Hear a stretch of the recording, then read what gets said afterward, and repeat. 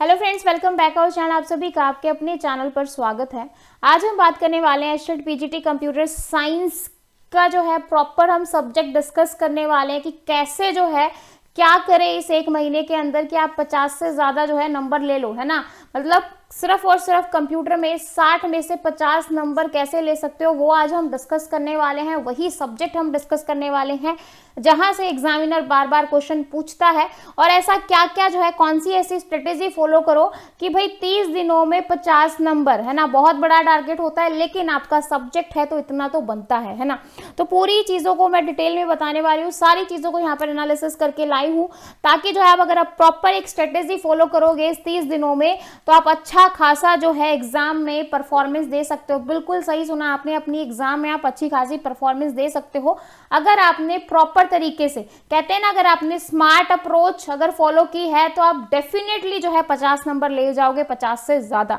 तो चलिए अभी क्लास को करते हैं स्टार्ट। बिना टाइम वेस्ट किए हुए समझ गए होंगे कि क्लास में क्या डिस्कस करने वाले हैं। तो जो बच्चे कंप्यूटर साइंस के हैं, पीजीटी कंप्यूटर साइंस की प्रिपरेशन कर रहे हैं अब की बार और चाहते हैं एचटेट को पास करना, तो 50 नंबर कंप्यूटर में 50 वहां पे टारगेट रखो 100 का, ठीक है। आराम से 90 नंबर आएंगे, आराम से आएंगे, ठीक है।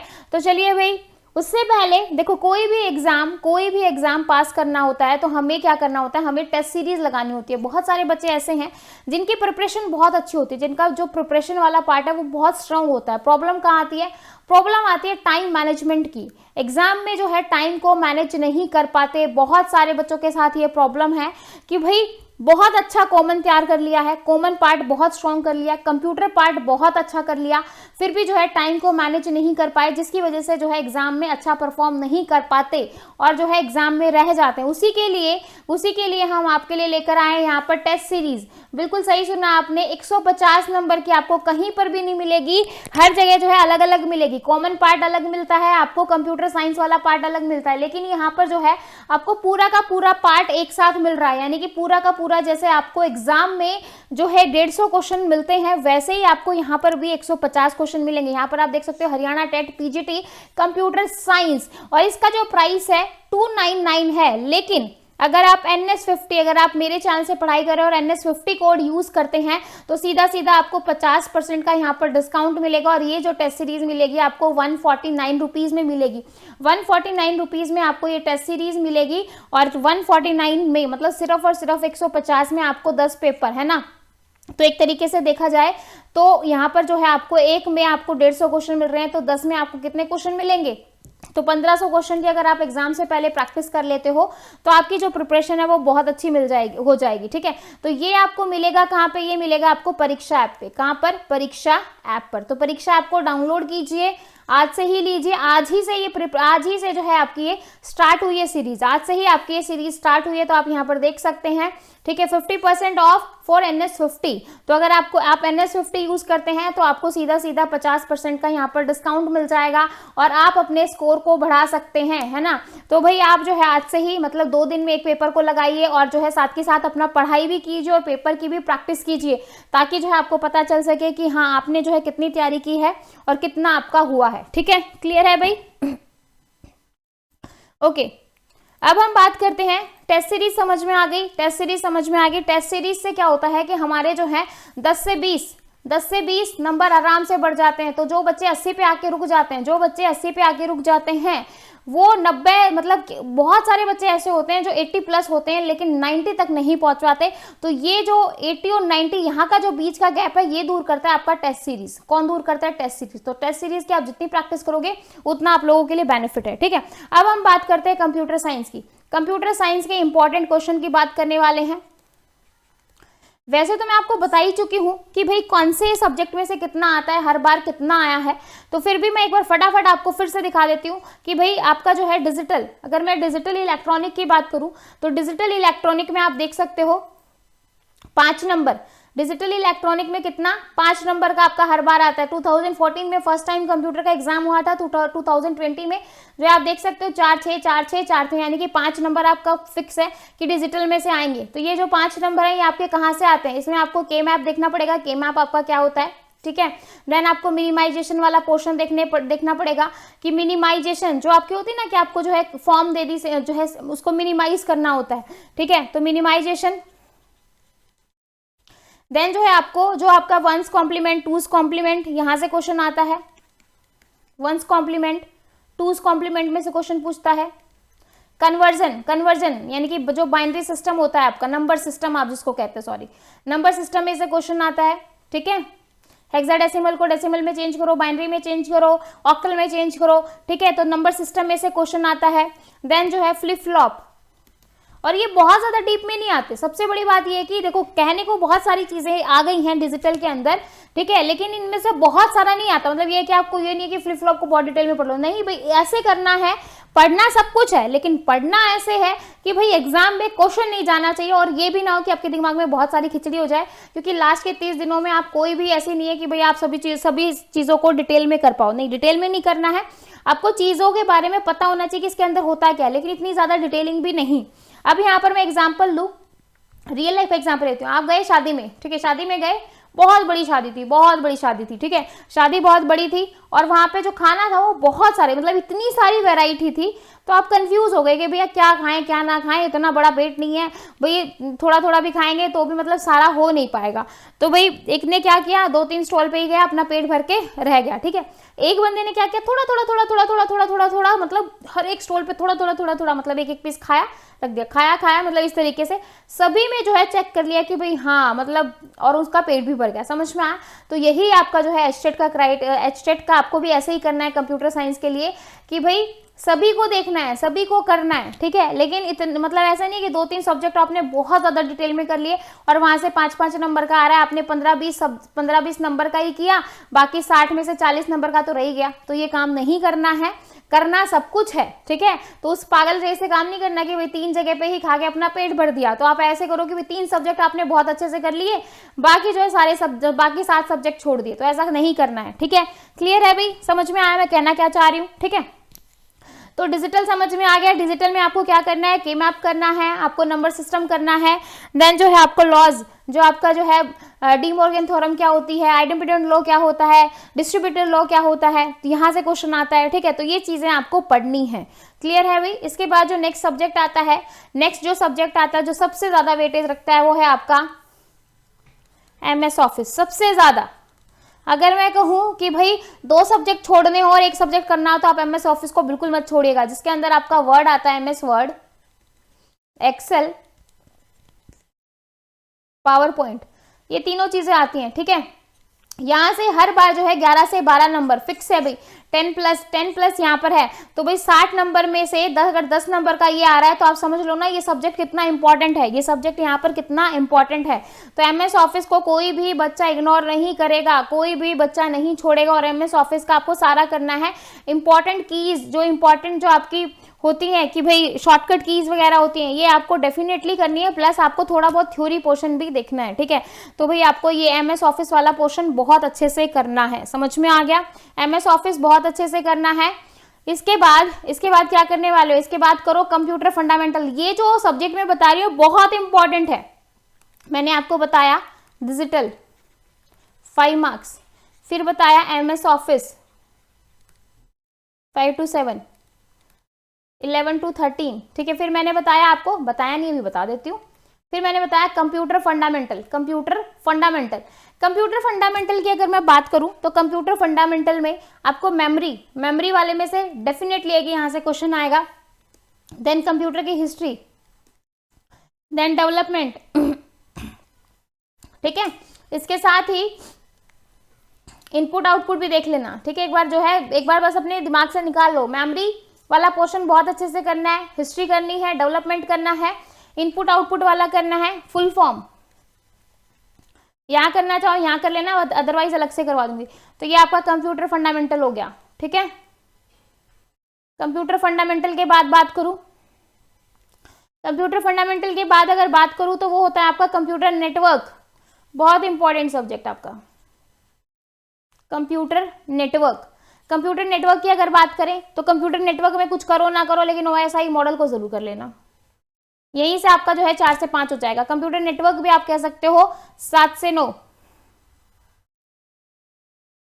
कंप्यूटर नेटवर्क 7 से 9, 6 से 9। ठीक है, तो OSI मॉडल करना है, IP एड्रेसिंग करना है। IP एड्रेसिंग में आपका IPv4, IPv6 यहाँ से क्वेश्चन पूछता है, क्लासेस में से क्वेश्चन पूछता है, ये कौन सी क्लास में है, ये कौन सा है, प्राइवेट एड्रेस कौन से होते हैं, लूप बैक एड्रेस कौन से होते हैं, ठीक है, इस तरीके के क्वेश्चन आपसे पूछ लेता है। देन जो है आपको स्विचिंग में से क्वेश्चन पूछ लेता है, टोपोलॉजी में से क्वेश्चन आ जाते हैं, मैश टोपोलॉजी, स्टार टोपोलॉजी, यहाँ से क्वेश्चन आ जाता है, ठीक है।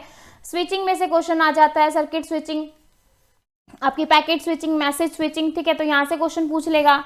देन जो है आपका duplex, half duplex, full duplex, यहाँ से क्वेश्चन पूछ लेगा, ठीक है। तो ये कुछ टॉपिक हैं और बहुत अच्छे टॉपिक और बहुत इजी हैं, बहुत ज्यादा इजी हैं, ये नहीं कि बहुत ज्यादा टफ है, ठीक है।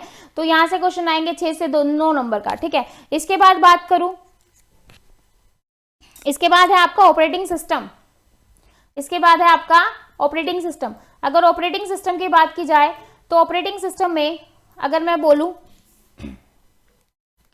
टाइप को कोई नहीं छोड़ेगा, और टाइप्स में से क्वेश्चन आता है, ठीक है। मल्टी थ्रेडिंग है, मल्टीटास्किंग है, यहाँ से क्वेश्चन आता है, ठीक है। तो मल्टी प्रोग्रामिंग, टाइप बिल्कुल मत छोड़ना। ऑपरेटिंग सिस्टम क्या होता है, टाइप्स क्या होती हैं, ठीक है। इसके बाद अगर मैं बात करूं टाइप्स के बाद प्रोसेस मैनेजमेंट, प्रोसेस वाला पूरा अच्छे से क्लियर होना चाहिए कि कितनी प्रोसेस होती हैं, 5 स्टेट होती हैं, देन जो है कौन सी स्टेट कहाँ पे जाती है, ये सारी चीजें आपको पता होनी चाहिए, ठीक है।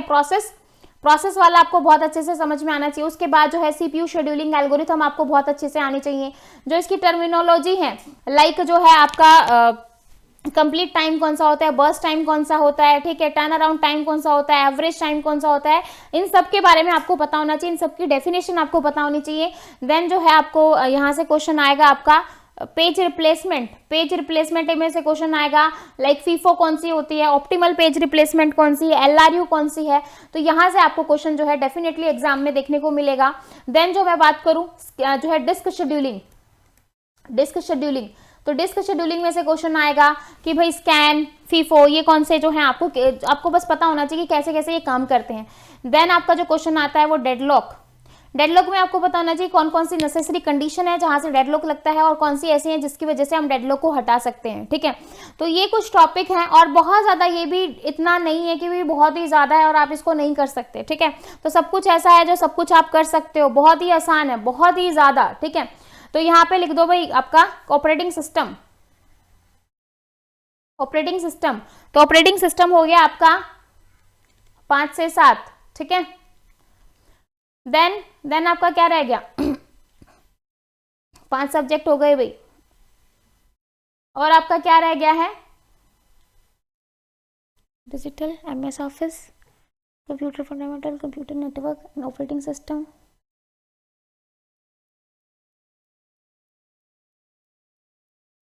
देन क्या रह गया डेटा स्ट्रक्चर के बाद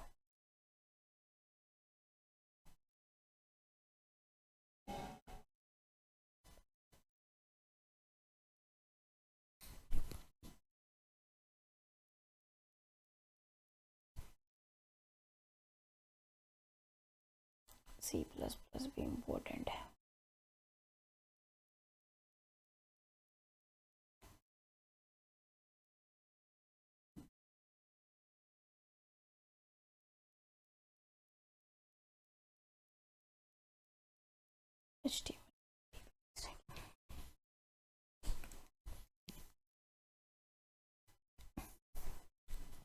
इसके बाद नेक्स्ट सब्जेक्ट आता है आपका HTML, ठीक है। HTML आपका बहुत ही आसान है, 1-1.5 घंटे की लर्निंग है और 1-1.5 घंटे की लर्निंग में आप जो है 5 से 7 नंबर कमा सकते हो। कितने नंबर ले सकते हो? 5 से 7। तो HTML 5 से 7, ठीक है। मिनिमम और मैक्सिमम मैंने यहाँ पे लिखा है HTML में जो है आपका कंप्लीट HTML मैं यहाँ पर लिख रही हूँ क्योंकि बहुत ज्यादा नहीं है। आपको जो है HTML की हिस्ट्री पता होनी चाहिए, HTML को किसने डेवलप किया था, फिर इसके अंदर लिस्ट आ जाती है, फॉर्म्स आ जाते हैं, ठीक है। तो ये सारी चीजें आपको पता होनी चाहिए और इतना ज्यादा नहीं है, ठीक है। ऑर्डर्ड लिस्ट, अनऑर्डर्ड लिस्ट, तो ये चीजें आपको पता होनी चाहिए। देन आपका जो है पैराग्राफ, जो टैग वगैरह हैं आपको अच्छे से पता होने चाहिए। तो कुल मिला के ये कि HTML में आप कुछ भी नहीं छोड़ सकते, HTML आपको पूरा करना है, ठीक है। तो HTML कंप्लीट। देन अगर मैं बात करूं यहाँ पे नेक्स्ट सब्जेक्ट की, एक सेकेंड भाई बाई मिस्टेक हो गया, तो मैं बाद में लिख दूंगी, ठीक है। नेक्स्ट है हमारा 6 तक हो गए थे HTML तक। नेक्स्ट सब्जेक्ट है हमारा C और C++, C और C++, ठीक है। तो C और C++ में आपको जो है एक तो जो क्लासेस हैं आपको पता होनी चाहिए, ऑब्जेक्ट्स आपको पता होने चाहिए, ऑब्जेक्ट ओरिएंटेड के जो फीचर्स हैं वो आपको सारे अच्छे से पता होने चाहिए, ठीक है, ऑब्जेक्ट ओरिएंटेड फीचर्स। देन आपको फ्रेंड फंक्शन, स्टैटिक, ये सारी चीजें आपको पता होनी चाहिए। डेटा टाइप, आपको रूल्स वगैरह अच्छे से पता होने चाहिए, ठीक है। डेटा टाइप्स, रूल्स, ये सारी चीजें अच्छे से पता होनी चाहिए। और अगर मैं इसकी भी बात करूं तो यहाँ पे इसका भी वेटेज है 6 से 7 नंबर का, ठीक है। अब नेक्स्ट जो सब्जेक्ट आता है आपका DBMS और आपका SQL, ठीक है। DBMS और SQL डेटाबेस मैनेजमेंट सिस्टम और स्ट्रक्चर क्वेरी लैंग्वेज। अगर मैं इसकी बात करूं तो डेटाबेस मैनेजमेंट सिस्टम में से भी जो है आपका अच्छा खासा यहाँ से पूछा जाता है। तो DBMS में आपको एक तो नॉर्मलाइजेशन बहुत अच्छे से करना है, नॉर्मलाइजेशन में से श्योर है कि यहाँ से क्वेश्चन आएगा, ठीक है। एक आपकी जो कीज होती है, प्राइमरी की, सेकेंडरी की, आपकी कैंडिडेट की, यहाँ से भी क्वेश्चन आता है, ठीक है। देन जो है आपको पूछ लेगा कि कैंडिडेट की कौन सी होती है, कौन सी नहीं होती है। DBMS की जो बिल्कुल बेसिक जो है आपका जो इंट्रोडक्शन है वहाँ से क्वेश्चन आ जाता है, ठीक है। तो SQL की कमांड में से जो है डेफिनेटली क्वेश्चन आएगा कि DDL command, DML command, DCL command, DQL command, ये जो है आपसे पूछ ली जाएंगी, ठीक है। तो यहाँ से भी अगर हम बात करें तो 7 से 9 या 7 से 10, ठीक है, इतना आता ही आता है, ठीक है। लास्ट टाइम भी 9 क्वेश्चन आए थे, उससे पहले भी 9 क्वेश्चन आए थे, तो 7 to 10 आप इसका यहाँ से वेटेज मानो, ठीक है। उसके बाद नेक्स्ट सब्जेक्ट है आपका डेटा स्ट्रक्चर। डेटा स्ट्रक्चर इतना इंपॉर्टेंट नहीं है, लास्ट टाइम 2 मार्क्स का, उससे पहले भी 2 मार्क्स का, बट फिर भी जो है एक इंपॉर्टेंट सब्जेक्ट में काउंट होता है ये डेटा स्ट्रक्चर और एल्गोरिथम, ठीक है। तो डेटा स्ट्रक्चर की अगर हम बात करें और साथ में मैं अगर एल्गोरिथम भी लगा दूं तो यहाँ पे अगर हम बात करें डेटा स्ट्रक्चर में आपका स्टैक में से डेफिनेटली है कि हर बार क्वेश्चन आता है, ठीक है। आपका ट्री में से क्वेश्चन आता है, बिल्कुल ये ऐसे टॉपिक हैं जहाँ से 100% आता है। अगर आपके पास टाइम कम है तो एटलीस्ट ये टॉपिक तो आपको करने ही करने हैं, ठीक है। एल्गोरिथम की बात करूँ तो आपको कॉम्प्लेक्सिटी सबकी याद करनी है कि बेस्ट केस किसका है, वर्स्ट केस किसका है, एवरेज केस किसका है, ठीक है। बबल शॉट की कॉम्प्लेक्सिटी क्या है, बाइनरी सर्च की क्या है, मर्ज शॉट की क्या है, ये आपको अच्छे से याद करनी है। तो यहाँ पे आ जाएगा आपका डेटा स्ट्रक्चर एंड एल्गोरिथम, ठीक है। अगर ये कर लिया ना तो आप ये समझ लो कि भाई 50+ आप 100% हो। मैं जो बोल रही हूँ वो ज्यादा टॉपिक नहीं है, अगर इतना कर लिया तो आप 100% हो, मतलब 50 में से आराम से आप ले सकते हो 60 में से। उसके बाद अगर हम बात करें तो आपके कौन कौन से टॉपिक हो गए यहाँ पे, मैंने आपको स्टार्टिंग में बताए थे। स्टार्टिंग में मैंने आपको क्या बताया था, MS ऑफिस जो बहुत इंपॉर्टेंट है वो ऊपर लिख रही हूँ। देन आपका कंप्यूटर फंडामेंटल, ठीक है। देन आपका कंप्यूटर नेटवर्क, देन आपका ऑपरेटिंग सिस्टम, देन आपका डिजिटल, ठीक है। फिर आपका HTML, ये मैंने डिस्कस करवाए थे। फिर आपका C++, DBMS, SQL, data structure और एल्गोरिथम। और क्या रह गया आपका, और कौन सा सब्जेक्ट है अभी जो रह गया है,